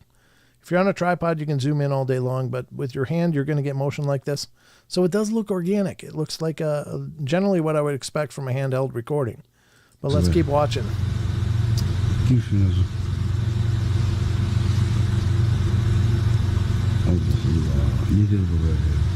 Okay, Dog Digger's familiar with this. He says it's from Italy. Yes, it was shot in 2008. Okay, so he's familiar with it. Okay, so that gives us at least a background on it. I appreciate that. Thank you. I mean, it looks pretty good, honestly. It looks like a saucer-shaped craft. And, I mean, on an old VHS zoomed in, that's what I would expect to see as far as the resolution. Because, it only has so many pixels that it can fill with color. And if you zoom in digitally, it's just exploding those. It's not grabbing more detail. So, I don't know. This obviously is bigger than that. There's a lot more to go through on this. I'll go back to here. What do you guys think?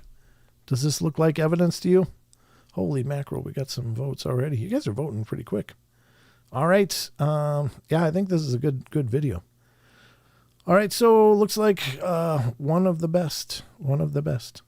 Looks like, I think T-Bone's saying one. It's real. One, and it's Turkish, says Annie Manuel. Okay, Turkish. Yeah, I mean, I don't recognize the language, so either Italian or Turkish. Could be either. It does maybe sound more Turkish. I didn't recognize any of the Latin-based words from Italian. But 0.75 from Caitlin, very good. Not AI. 420 Man from the West says yes. Aussie Boss Tiger thinks it's real. Rachel gets it right. 1.7 from Sharon Sunshine. 2008. Yeah, that's what the date is on there from Man from the West. Karen Alberting's halfway there. And you see aliens. Yeah, I think as it goes on, maybe it gets even better. We can click ahead. Yeah, you can. Here, let's play this part as well. I wish he was like anchoring that camera a little better. But yeah, you can like see heads up there. At least maybe 2 heads, maybe just 1.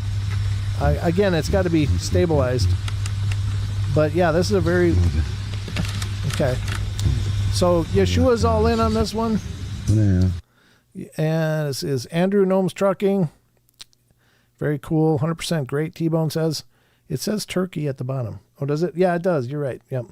Local security guard Yakshin Yalman captured video footage of UFOs hovering over the Sea of Marmara on Turkey's northwestern coast. So yeah, there you go. I'm sorry I didn't read that. I'm an idiot. But anyway, Wizard Moon's all in.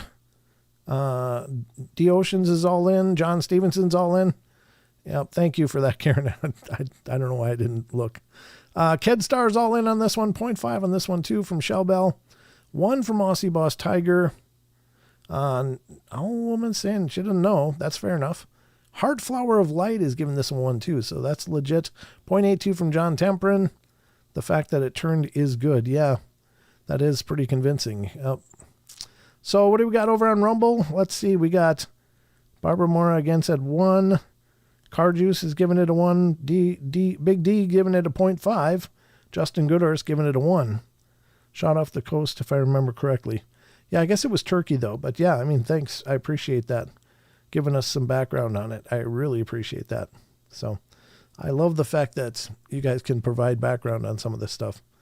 Yeah, and I should read captions. So, but, you know, you get what you paid for. For T-Bone, that means more. And many of you guys are very generous and wonderful. So yeah, very cool.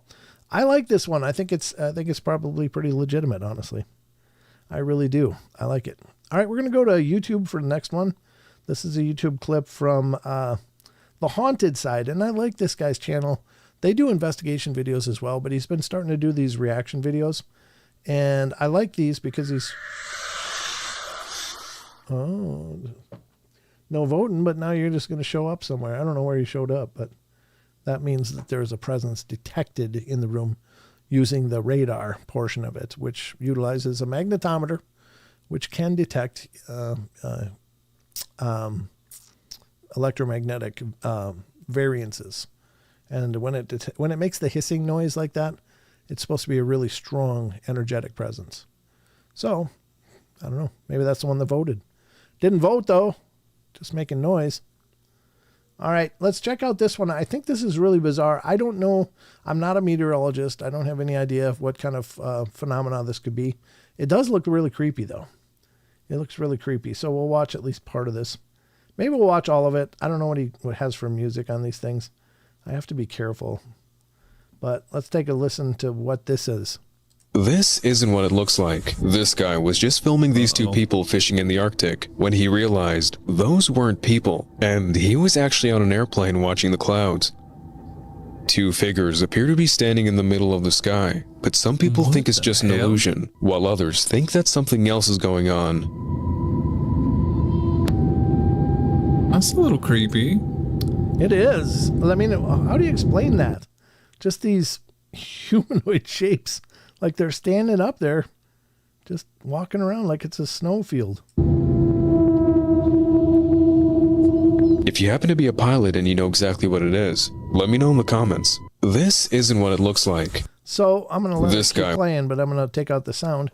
What do you guys think? This is really interesting because it looks like there's some people hanging out just on the clouds.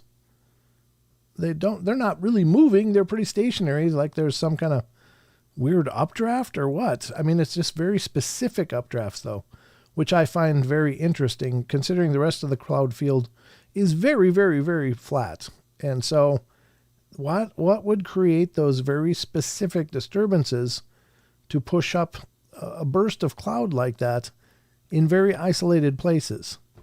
I don't understand the meteorological effect that could do that. Doesn't mean it doesn't exist. It just means I don't know it. So I would love to see what you guys think about this one. If Brent didn't see it, remind him about the short. What short? What short? Remind me. I don't know. But let me know. How old is the video? I don't know that either. This one I have no background on. It's just most terrifying paranormal evidence ever. This is not what it looks like, whatever that means. And maybe there's a real mundane explanation for it. And I'm not saying it's definitely paranormal or supernatural. It's just weird. Factory smoke? I guess, I don't know. I mean, is that possible? Does it go that high? Would it plume like that just to create a figure above the clouds? Or would it continue to rise? I'm not sure. I imagine there's like jet streams and pressures and, I don't know, different layers of the atmosphere that probably cause the layering like this. But what is with these little pop-ups like that? It just seems very unusual. Does look like people, but... Zero from Barbara Mora. Another dimension. Justin Goodearth, yeah. I mean, is that possible? Sure. I mean, is it some form of watchers keeping an eye on what's going on below? I don't know. Just saying. You got to consider everything, I guess. But Jose is all in on this one. Yeshua, not so much. But what else we got? Shell Bell, nope. Sharon Sunshine, nope, not buying it. Hello to you, Jose. Good to see you. Yeah, keep the votes coming. Annie Manuel's, nope, not buying it. Oh, cool, John, you owner operator. Oh, okay, talking about trucking, sure.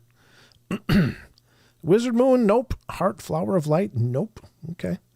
I think it's fake, says 420 Men from the West. Could be. Could it be doctored? Sure. I mean, it's not like it's real robust as far as the CGI or, AI possibilities, but I don't know, people see weird things in the clouds. Is all of it very mundane? Maybe. Maybe not, though. I don't know. I'm just really don't know what to do with this one. I'm not saying it couldn't be supernatural. I just don't know. It does look like beings. The way that dog was laying there looked like weird until it moved. So, interesting one. Photoshop. It's a video. It's definitely a video. You could Photoshop a video. It'd just take a long time. More likely, it's if it's faked, it's probably most likely done in a program like Blender or something like that they created these little glitches of form and just put them in a 3D space or plane, anchored it to points on the, visual points.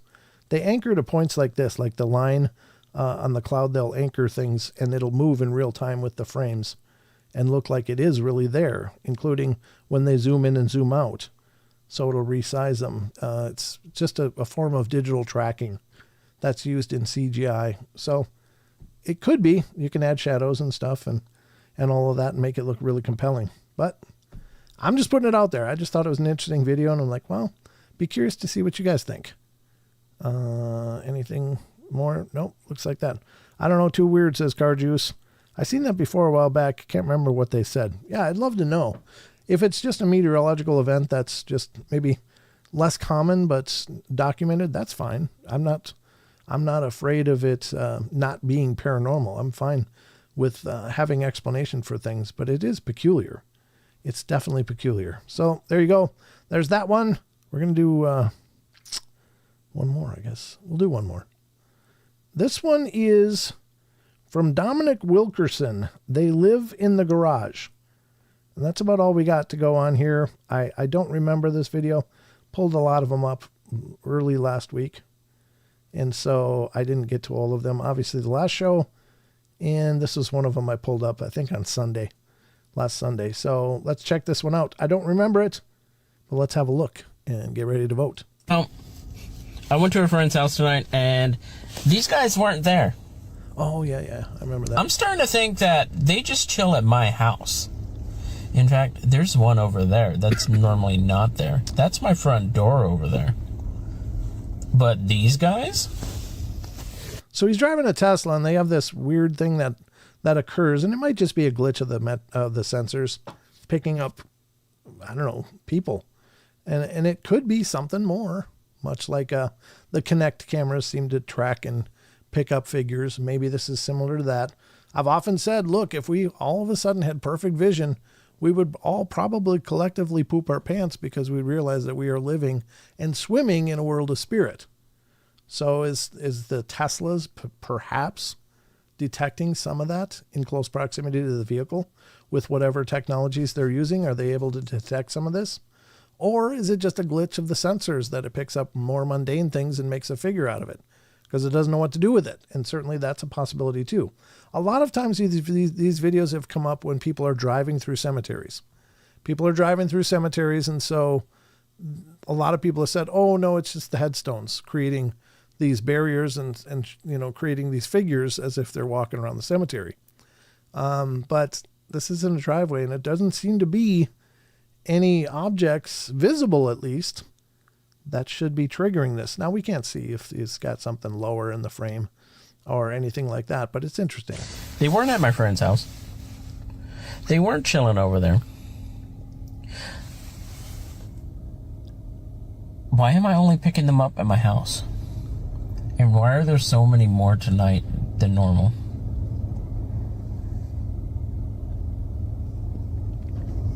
What is going... Are you inside my passenger? I mean, fair enough, man. Fair enough. But I'm only picking the stuff up in the middle of the forest or at my house or in a cemetery. Huh. That's weird. Let's, you know what? Let's test a theory real quick.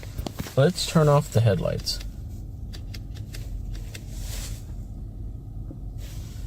Headlights are off. Oh, they're just... Oh. There's more. Okay. Let's open up the garage door and make sure it's not, like, bouncing off my garage door. Picked up. My car's being picked up right now. The other car. There's even more in my garage. They're all walking in. Wow. Sweet baby Jesus. Okay. Well, there it is. What do you guys think? Is this potentially picking up actual spirit presences through the sensors on that Tesla? Or do you think it's just some kind of glitch and it's nothing to it? What do you think? Give me a vote. Karen Elberding is not buying it. All right, that's the first vote so far. Rachel gets it right, I think said 0.5, but I'm not sure if that was for this one or the last one. Sharon Sunshine, 0.5. Heart of Flower of Light is giving it a 0.5. Aussie Boss Tiger, 0.5. Jose, 0.5. Annie Manu, 0.5. Wizard Moon, 0.5. Big D over in Rumble, 0.5. 0.5 from Barbara Mora. Most likely vertical lines in the area, maybe. House Party in the Garage, yes, absolutely. 0.5 from John Stevenson. Ked Stars, 0.5. Shell Bell, nope, not into this one. Rachel gets it right, 0.5. D Oceans, 0.5. Okay. Maybe, that's kind of the maybe. The halfway point, like, could be, but not sure. Yep, I think that's pretty accurate. I mean, I don't know. We utilize, in paranormal investigating, we utilize a lot of different technologies from other things like K2 meters, looking for the electromagnetic variables, much like the ghost radar here. We utilize a lot of detectors and proximity detectors, and I've had some really incredible results that I think were very intelligent using those things. And I don't know. I think that it could be a function of these Tesla sensors that maybe they're picking up something too, much like the Kinect cameras from the Xboxes that they use for the structured light cameras that we all see, the stick figures on the ghost shows. Are they actually picking up something else? Well, maybe. And this could be another function of that. So maybe it's a more robust sensor than the Kinect sensors. So it'd be kind of neat if somebody could try to fashion some ghost hunting equipment with Tesla sensors and see, just to see. Maybe that's the next level of the next iteration of ghost detecting, is utilizing Tesla sensors. I'm kind of, open to that idea, honestly. I can't say that that's exactly what we're looking at, but it's worth exploring, especially if you line it up with other detectors and you get double correlations or triple correlations, depending on what sensors you're using, then I think it becomes pretty powerful stuff. But it's just a thought. Spirits do mess with technology all the time, you know.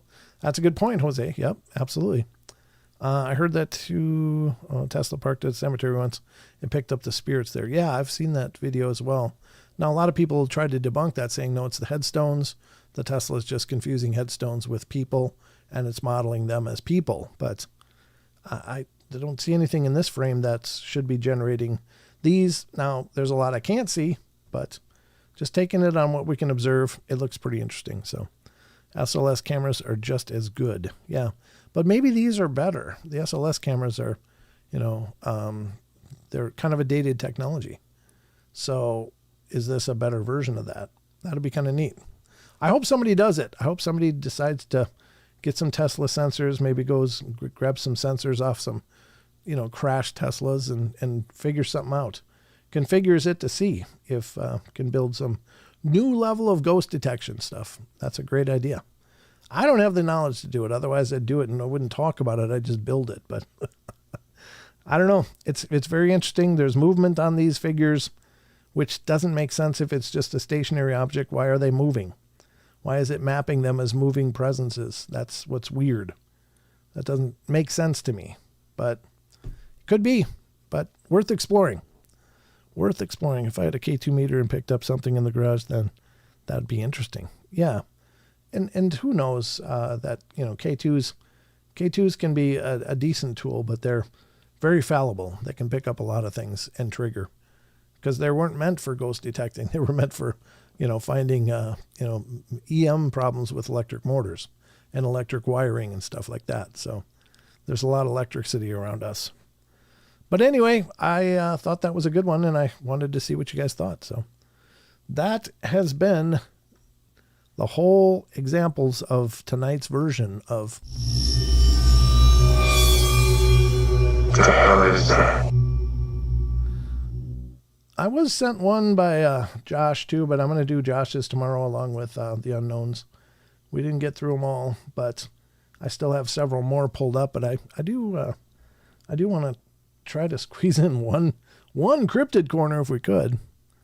We got a lot to get through, so let me close that, and let's do this one from Sasquatch Chronicles as we dive now, ladies and gentlemen, into our next part of the journey, which is, it is time to explore the dark places as we look deeply into the cryptid corner.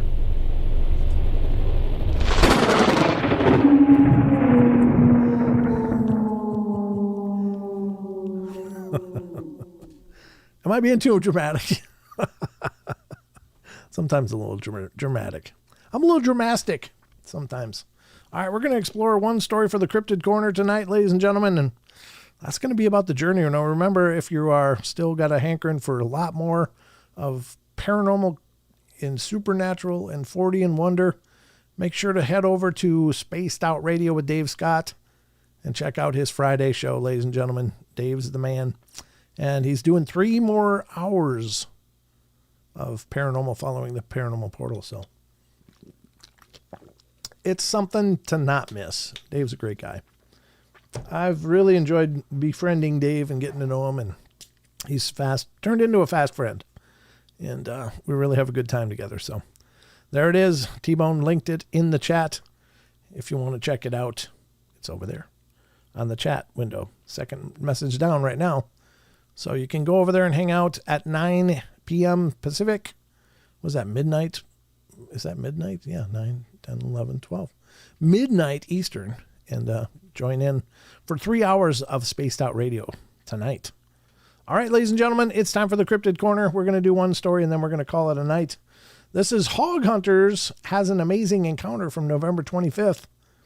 Witness observation: I was hog hunting from a tree stand near the Sabine River. I'd gone to my stand at around 5:30 a.m., put out sliced apples and table scraps to hold the hogs for a few minutes for a shot. I got in my tree stand and waited for the woods to settle down and for the sun to rise. At sunup, I heard the hogs rooting around, working the river's edge towards me. I could first see them to my left at about 45 degrees, about 50 yards out. No clear shot, waiting for them to get into my bait area. I noticed movement to my right about 80 yards out. Putting my rifle scope on it, I could see only the side of something's face. It was dark, hair-covered, and slowly moving its head around, looking in the direction of the hogs. Well, at this time, it quickly moved to another tree. I could see most of its body. It was huge. Standing on two legs, slowly looking around the tree at the hogs. Well, at this time, I was quite afraid, but tried to keep my scope on it to study its features. The hogs were still feeding towards my bait area, and the animal was working towards the hogs. It moved quickly and disappeared. It quickly reappeared, moving to another tree, still looking at the hogs. I could again study its features, and at this time, I was quite afraid, but tried to keep my scope on it. Its movement from tree to tree was a quick leap, landing at the base of the tree, next tree on 2 feet, standing behind a tree and slowly looking around at the hogs. Excuse me, hold on. Bad swallow. There we go. This continued for several minutes until they were about 30 yards apart and almost directly in front of me at about 40 yards. The animal dropped to all fours, bunched up its rear legs, and leaped. It took 2 leaps to reach the hogs, and it screamed during the second leap, causing the hogs to panic for a split second. The second leap ended with it slapping one hog on its side, knocking it through the air into the side of a tree. As the squealing hog bounced off the tree, it pounced on it, beating it with its fists like a person pounding on a desk. I could hear bones crunching with each hit. All this happened very fast, about 4 seconds from the first leap to a dead hog. The quickness of the attack was very unnerving. The 3 live hogs were in full flight. The animal picked up the dead hog, tucked it under its arm, and started walking off and let out a noise like grrr, whoop, whoop, whoop, whoop. It was immediately answered from about 200 to 300 yards out by a shorter whoop, whoop, whoop. After a couple more steps in the direction of the answer, it stopped, dropped the hog, and turned to look past me. It turned back to my tree and raised its head to look at me. I have never been more afraid in my life. I tried to keep the scope on its head in case it came after me, and it looked at me, cocked its head to one side. Its face had a curious expression, as if it was studying me. It opened its mouth, showing its teeth, letting out a soft sound, and then it turned back to pick up the hog and walked off in no hurry, as if I didn't even exist. Wow, that's got to be terrifying. Oh, my God. Oh, my God. Speaking of terrible, my eyes started burning. I was looking through a 3x9 scope, originally set on 3 power for the hunt, but turned it up to 9 power after first trying to see the object approaching from my right. After that, I was afraid to make movement necessary to take the scope to 9 power, or off of 9 power. Sorry. I sat in the tree stand for another 30 minutes or so, trying to calm myself after concluding that if it had wanted me, it would have already slapped me out of the tree stand. I got down and went to find my hunting partner, who was about a quarter to half a mile away. He had heard the attack scream and both whooping calls. And here's the no sound until the attack. Additional observations: it was 7 or 8 feet tall, standing like a human on 2 legs, covered in hair, and intensely watching the hogs. Its hands and feet looked like humans. It had breasts. Its ears seemed small for the size of its head. Very tall, very heavily built female, similar to most Bigfoot pictures and drawings that one sees. The face was human-like, thick coat of hair, reddish-brown, covering most of its body except hands, feet, and half of the face. Solid brown eyes. There was no odor. So that was about at 6:30 a.m. Very cool. I find it really interesting. I used to work doing an installing job, installing solid surface countertops. And I used to go out with this one guy who lived, eat, and breathed hunting. This guy was the epitome of a hunter. And he would tell me,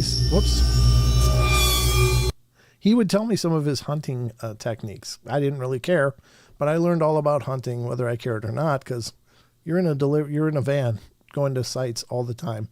And so somebody's always talking, and I heard all about his hunting.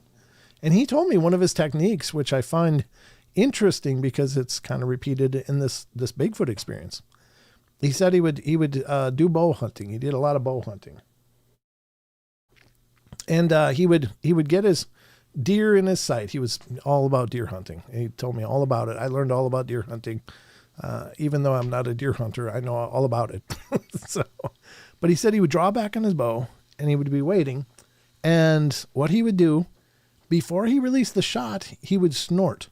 He would make a snorting sound like that, and then release the shot. And what it would do is the deer was already in high suspense or whatever, high pressure.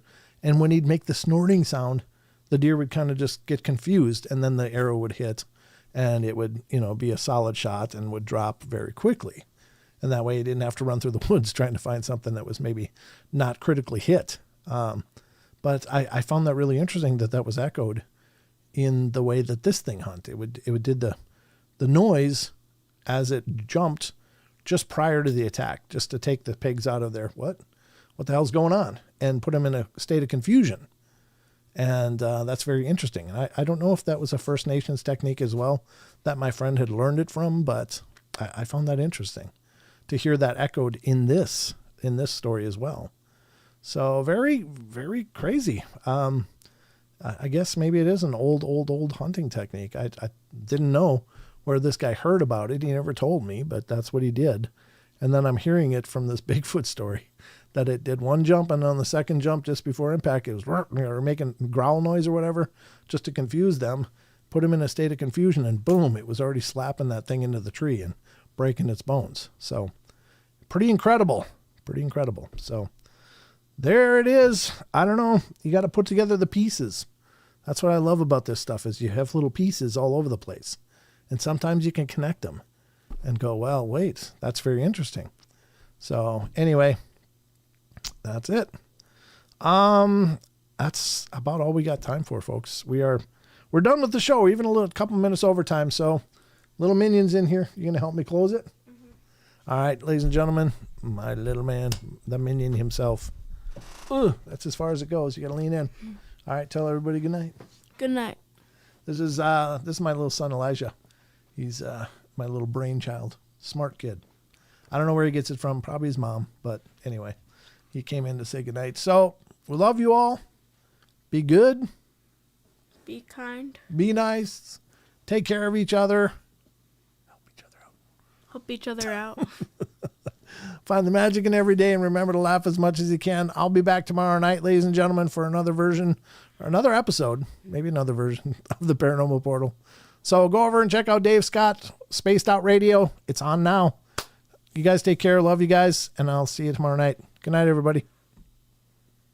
Roll the credits.